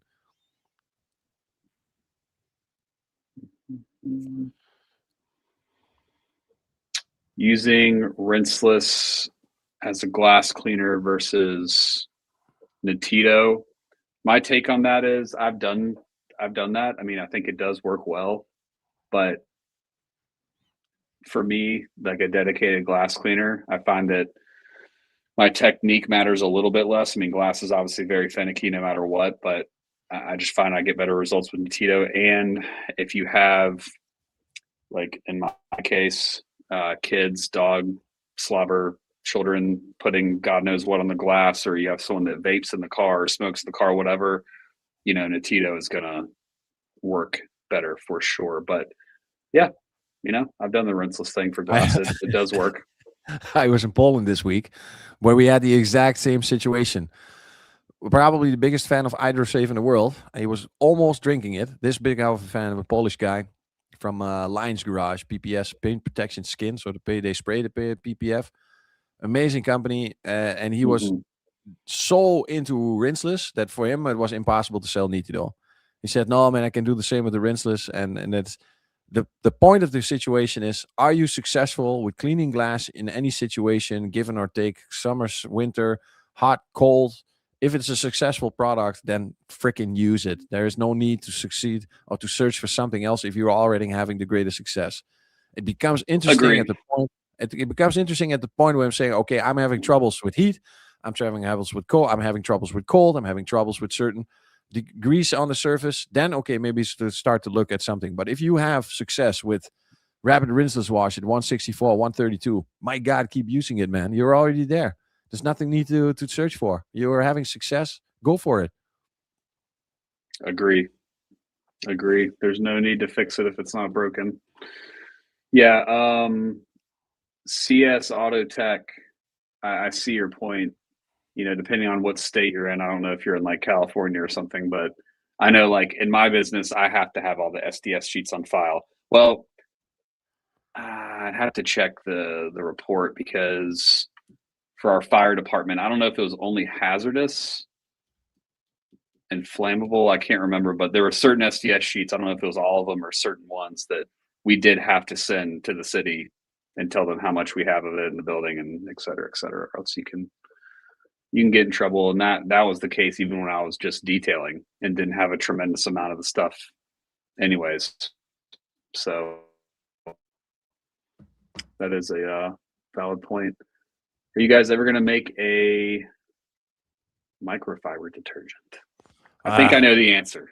If it's going to be, It would have to be something revolutionary and quite different. And I don't know how you like, you know, I'm sure it could be done, but yeah.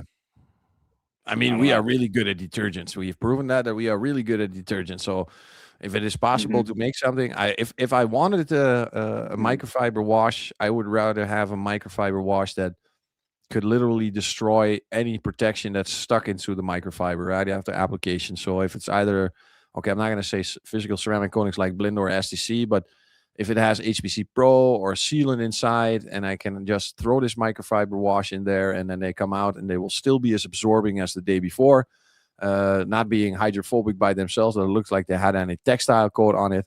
That is what I think. If that is something that we can create, then definitely we have to look into finding something like that. But for now, if you look at Nitido, we took 7 years to make Nitido or to finish Nitido before we had something special. The same goes with the spray coating. We are on the way. How many times has it gone before I said something special? That was formulation number 4. So it takes very long. Textile coat has been on since I got there in 2018. I've seen bottles of textile coat, so that's an ongoing project.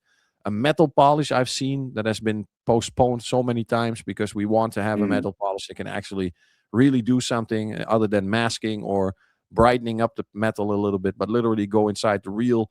Yeah, you guys in the United States have the real chrome steel fenders still and the bumpers and stuff like that. You know that. So to polish those back to real. Yeah, you know, you take this what these guys use in the what is it? They do the grinder and they have these stones. They take the stone and they have this cotton wheel and their face turns black. That's the type of metal polish I'm talking about, and that needs to be something really special before it lands into Labocosmetica.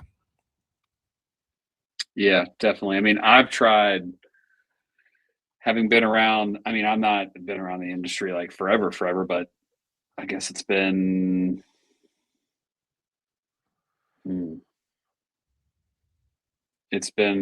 wow, like close to 20 years, I guess, at this point since I've been buying detailing products. So, you know, I've seen so many of them come out where it's like everyone's this is like the best one, and it's like the microfiber detergent thing for me is I've tried a lot, and there's only one that actually impressed me, that I felt like it was actually different from the other ones in terms of how soft the towels were. Now, I've not gone down the rabbit hole to see why is that, what is it doing, is it having some possible negative impact or whatever, you know, but I'll say if you lined up every single one of them, I feel like they all get the dirt out roughly the same. They all work roughly the same, and you can even use like store brand, you know, like the clear and or free and clear and the wool lights and things like that. I'm like, it just, you know, so That's one of those product categories that I don't put too much attention into, I guess. Yeah, I mean, at some point, of course, for research purposes, I have to research a lot. I have to try a lot of products and something. But sometimes they just hit a home run, and then it's going to be a very long time before you switch to something else. It either needs to be either so extremely cheap or overperforming or highly dilutable, or cost per use is going to be so low before you switch to something. At Yeah. some point something is really good and something's just really good, and then you just keep it. It doesn't make any sense to start hunting for something that probably doesn't even exist, and you're already having the best in your hand. I mean, who knows? Yeah, I agree. With microfiber, I would argue just buy the highest quality towels you can. That's going to make the biggest difference than anything else. I mean, you can have the fanciest detergent, but if your towels are falling apart, it's like, whatever. All right, question about. Well, there's one question before this. Is there plans for a non-protective version of Idrosave? Yeah, Sounds like that yes.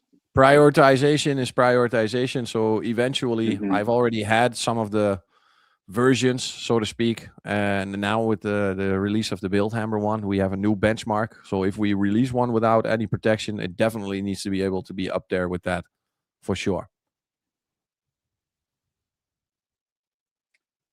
This is actually a good question because I mean, Neve is the one that it just doesn't fit in my regimen at all because my cars are not well taken care of. I mean, I assume this is really for the car's been sitting in the garage. It's dusty. It does not need chemistry in terms of alkalinity or acidic. It's just you're using it as a pre-wash to just get the dust and It's off actually a before you really start good question. contact washing. As soon as Primus was launched, Neve was already in danger. We literally Right. almost killed one of our own products, because what he's saying is absolutely the correct. Neve is almost obsolete when you have Primus. That is also safe for the protection, but much, much stronger. So where does Neve then fit into? Now, you will have the hardcore pH neutral guys that will literally want to have pH neutral all the freaking time. You have people that want to wash in a frequency or so much times per week that then Primus becomes too expensive. And then the dilution ratio of Neve is almost double. So there is no sense going over 1 to 10 in a foam gun with Primus. After that, I would say, go 1 to 15, something like this. You are already losing so much alkalinity because of the water running through the foam gun, exponentially enlarging the dilution ratio. And therefore, you're then losing alkalinity and you're moving into the emollient range. So you're moving into the softening of the dirt, lifting, softening, weakening the dirt, and then making it easier to rinse. Now, Neve has almost double, 1 to 20, I believe, in good water. If the water is too hard, you will have to compensate. But Neve is designed literally to be dried up in sunlight 100%.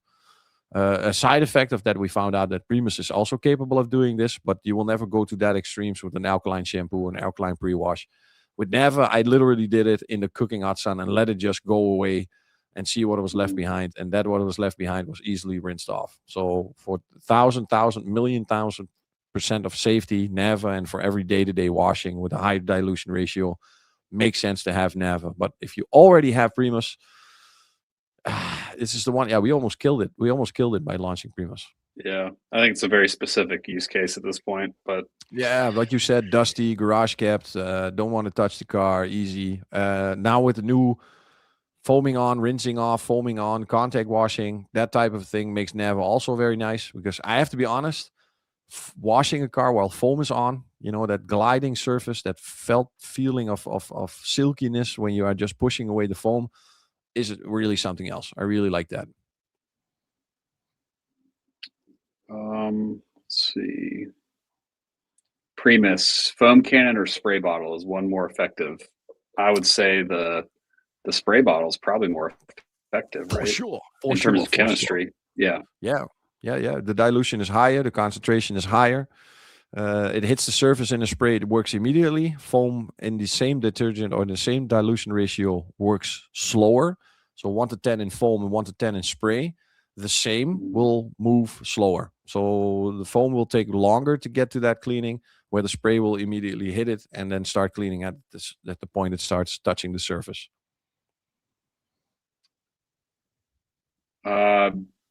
Before we answer this one, I don't know where it went. Disappeared. Before we answer this one, BTW 574 PIR recommendations. I do have a file that I can send you. So just email podcast@parkscarcare.com and I can share those with you.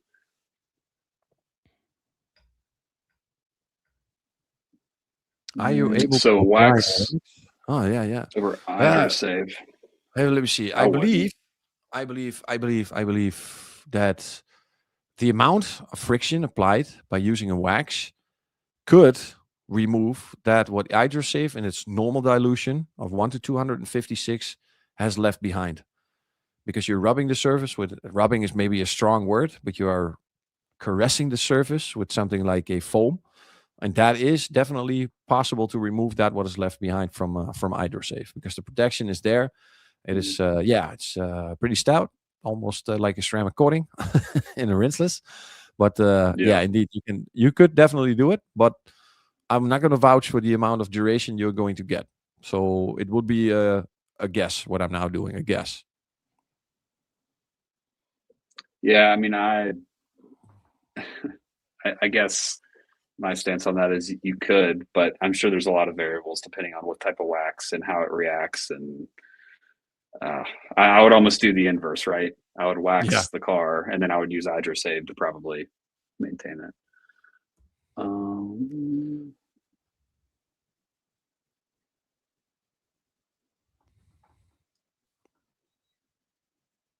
Ability to wash and dry on paint. Ooh. Initio ability. Oh, that's a good question. Okay, so as it was explained to me, and as I've seen it with my own eyes, if you use Initio, the ready-to-use pre-wash from Labocosmetica, only to be used in a spray, put a trigger on it, call it a fire and forget weapon. You Americans love that phrase, fire and forget. Imagine being in a hot summer, you're in a hot temperature, you still want to pre-wash your car, you start spraying it, and by the time you start at the bumper, you make the round around the car, everything is already dried in. Now, we thought of that, of course. This is the main reason why this is ready to use. Also for the end user, the weekend warrior, the prosumer, to have a very potent pre-wash that is 100% safe for the surface. What those surfactants do is they dry, but they dry a lot slower. So what you see is like this greasy film of surfactants and detergents on the car that are done in a dormant state. They are not dried up, because when a detergent dries up, it's not doing anything, because there's nothing to keep the molecules in suspense. The water is gone. What those surfactants in Initio do is they make it in dormant state. So as soon as it starts hitting the water again, or you start rinsing, they reactivate and you rinse everything off perfectly clean. Now, I love to do a demonstration with these products during training. So now I implement them inside a 3 pH wash, for example. I do a 3 pH demonstration, and I add a little piece of Initio that I leave behind during the entire explanation of Primus, PURIFICA, Sempra, and I walk through the entire line almost before I start washing. After that time, that Initio has been cooking into the surface about 10 minutes. Everybody starts looking because they think, oh, Reggie forgot, he forgot. But I do this on purpose. Then we rinse off and they see everything clears up perfectly, not harming any protection, making absolutely a perfect perfect rinsing result. Is that okay to do in the sun? Yeah, it's designed to go that way, definitely. Okay. I'll have to try that. Simper in the foam gun, no. Bucket only, don't do it. Don't do it. Ask Jamie Pardee. Ask Jamie Pardee from the House of Rags if you can foam on Sempa. Yeah, you're going to need to get the Primus out and wash it. Or a lot of alcohol. Or that. Oh.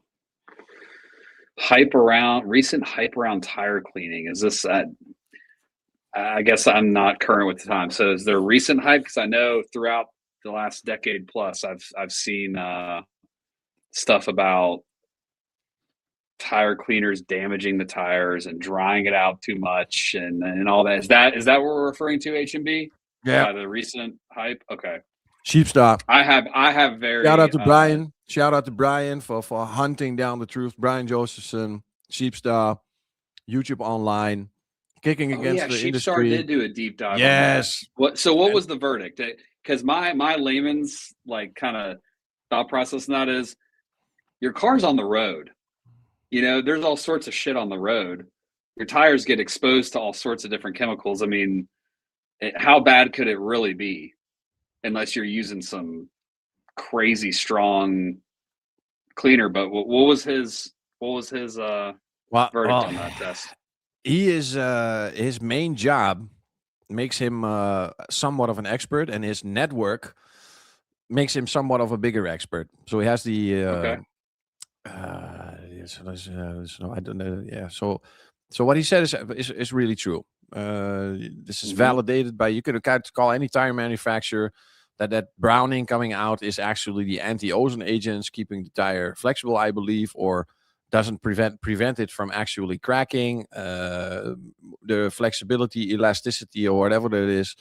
And indeed, I've known this for years because I'm a Dutch guy. I don't like to spend money. We are famous for this.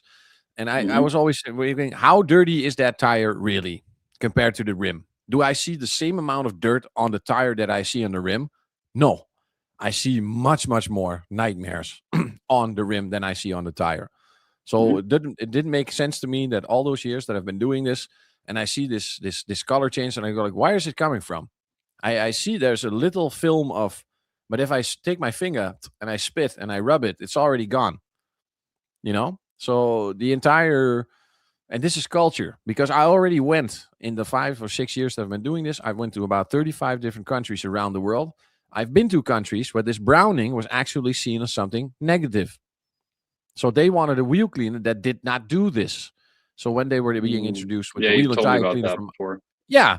So it is a cultural thing that in this culture of detailing, and those cultures, believe me, people go all over the place. You know, you think you have seen detailing. Now I can tell you, I've seen things that is going to make you not sleep at night anymore. The memes you see online, what people do as fun things, I have actually seen in real countries being done as professional detailing, power washing interiors. You will not believe what I've seen.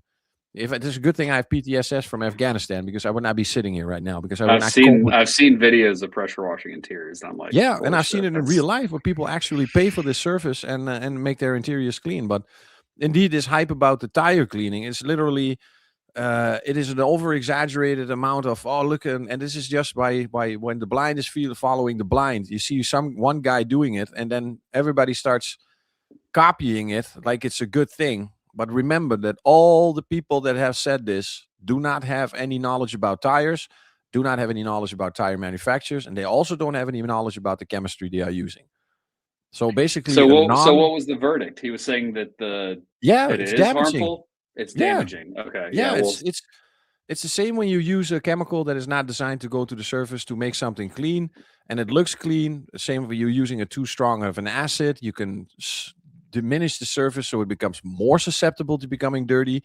You could porose the surface or damage the surface in such a micromolecular way it's going to accept more dirt. There are so many separate, I would say, collateral damages from chemicals that we are using. Acids, for example, on the wheel, very good, but if they land on the brake disc, they corrode faster, they break down faster, yeah. brake pads dissolve faster. You know, and it's the same discussion with the tire dressing. Tire dressing prevent the tire from cracking. Well, if that's true, why is nobody doing the inside of the tire? Only the Yeah. outside, exposed to the Oh sun. no. Like Please. it's my thing with all of this is, and I mean, I am not an expert on tires. To what degree? You know, all these it might all be true. Like if the cleaner is damaging to the tire, okay, yes, but to what degree? If does the tire dressing actually keep it from cracking, but to what degree? Like I mean, how significant is it really? I guess would be where my mind goes with that. CF says Sheepstar's video is wrong, and that he works with people that engineer tires. So CS, you should make a video, do a response. Labo That's funny foam because cannons. Sheepstar also works with tire guys. Or Yeah, used to work well, with tire guys, or works with tire guys. you know, it's I think it's like any topics, right? Like if you get the the top experts into a room, the people who understand it on a crazy high level, they might not agree on everything. You know, there might be some differing opinions or different studies done, things like that. I mean, that is a rabbit hole. For sure. That's a rabbit For hole. sure, it's not going to be beneficial. For sure, attacking it with such a powerful chemical is not going to be beneficial to the tire. For sure. For sure. Yeah, I feel like, you know, like the purple powers and the dark fury and stuff like that. I'm like, I would not want to clean my tires with that all the time. I feel like it would probably degrade them quicker. I mean, we proved this week, or Corey proved this week, that you can clean a tire and remove former tire dressing with a non-harmful product and not create any browning, but clean the tire completely. He used the Varius in a most successful way. Perfect result, perfect cleanliness, nothing left behind. Perfect result to put something on back for new. Tire dressings for me are purely aesthetic. Nice natural shine or nice glossy satin finish is something I like really much, but it's more for the eye. It fits nice to the rest of the car that's already glossy. But during training, I also never say something like it's preventing cracking, because I've never seen a tire crack. Because after that moment that it starts to crack, if you look at there's this 4 number somewhere, it's in a little circle, so 4 numbers, the manufacturing date. And at some point you have to change the tire, not because the thread is gone, but you have to change the tire because you're at the end of the lifespan of the tire. I also went to the desert. That's why I saw my first real cracked tires. I've also seen Dakar trucks where they have literally cracked tires after one rally. And those have not been cleaned and those have not been exposed to the sun, but they just have been battered through a rally. So, you know, it's like I said, if somebody actually goes online, you know, if somebody from Michelin or somebody from Apollo or from Maxxis goes online and said, ladies and gentlemen, we are putting this stuff in the tires. Please don't clean our tires with these chemicals because they destroy them. Then we have the first official statement from a tire manufacturer saying, if you do this to our tires, you're degrading it. Other than that, we're still spitballing here. For sure. For sure. Well said. All right. I think we got one more question here. We're 2 hours in, so we'll pick one more here and then call it. Let's see. Copy that. I'll pick this one. So I will answer one more real quick. EJB about Omnia and Texia replacing Glico and Ductile. No, go check out the Interior podcast video. That question will get answered in detail. But let's see. This is a good one to end on. I know you don't know that. I mean, maybe you do the exact dollar amount. I actually do. Okay, the amount, I let's say, because no year is the same, of course. Every company has turnover, and then you have profits. I know we put 10% of profit back into R&D. Okay, and that's it's a well-running company since 1965, so there is profit being made, and we are still expanding, and therefore I can tell you with pride is a sin. I cannot say that, but I'm very happy to say that we put a lot of money and effort to putting back in R&D. And to give you an example, making a ceramic coating, if we have to make a ceramic coating and we start with nothing with a formulation, if they have to buy small quantities from a certain chemical, raw material, ingredient, they are much, much, much, much more expensive than if you buy a big gallon or an IBC or a huge amount. So developing a ceramic coating by itself, every single jar could cost up to a couple of $100. And the jar is then being thrown away because the formulation is not right. And the other one, and the other one, and the other one, and the other one. And then before you have a working formulation and you send that to some of your dealers, they start testing. And then you can imagine how much money goes into one development of a product. Glico, for example, Glico was a huge project to make Glico and to find the right chemicals to suitably remove safely. That was into the fabric seats and an acidic range, glycolic acid and lactic acid, but then much, much more refined. What that cost per kilo was ridiculous. How many $100 that per kilo costed when you start, or per 2 pounds, 2.2 pounds before we started the actual production. Yeah, that's crazy. And to think, all brands are definitely not created equal. If you look at the pace of which some of these people come out of nowhere and then they have all these new products constantly, and it's like, how much time is actually being put into all this, you know? Yeah. No, it take a lot of time. It's sometimes frustrating because sometimes, like I said, with something special, That was version 4.3 or formulation 4 version 3. Now we have formulation 7. 4.3 was for me, it was the best. It was fantastic. It did everything it needed to do. But then one of the raw ingredients inside of one of the solvents was carcinogenic, and it didn't fit the philosophy of Labocosmetica. So yeah, there we go. Crazy. A lot of time and money. Well, hey man, this was awesome. Now I know who fucking Kolmo is. Kolmo is from Slovenia.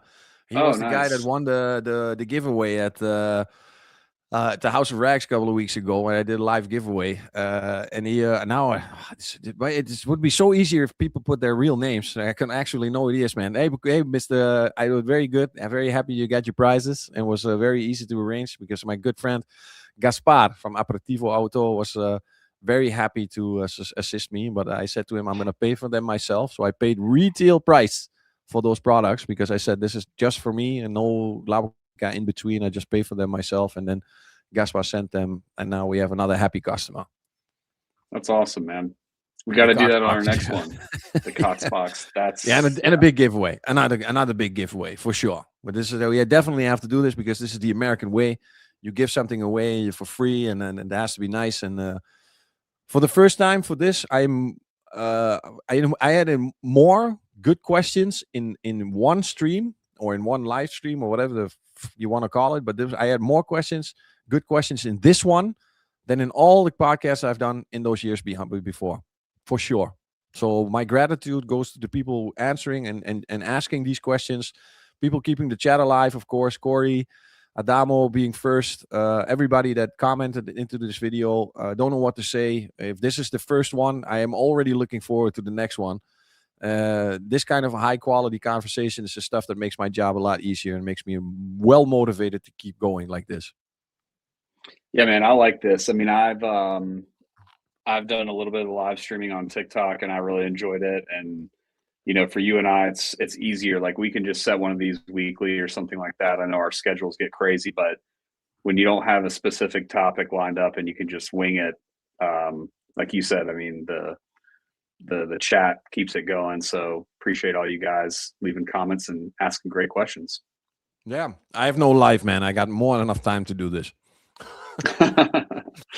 Awesome, man. Well, you and I, we'll link up and we'll get the next one planned, man. This will be great. And we'll promote it even earlier this time. I know this first one was kind of like a feeler, post or whatever, but we can start getting a cadence to it and get more people in here. Yeah, don't know what to say. What great input. And if it keeps going like this, I will wake up in the middle of the night for this. So if primetime United States is necessary to get this live stream going, just say the word to Nick and I'll make it happen. I will get up in the middle of the night. Like I said, I have no life. I will go to the gym in the middle of the night. I don't give a shit. I'm here for you guys. That's it. Well, I just threw it in the comments, podcast@parkscarcare.com. If y'all have any questions ahead of time, I know sometimes you have a thought that pops into your mind and you might forget before the next episode. Just email it to us. We always answer any of those that get sent in. So thanks again to everybody. And Reggie, I'll catch you later, man. Thank you, everybody. Thank you. Good night. Peace out. See ya.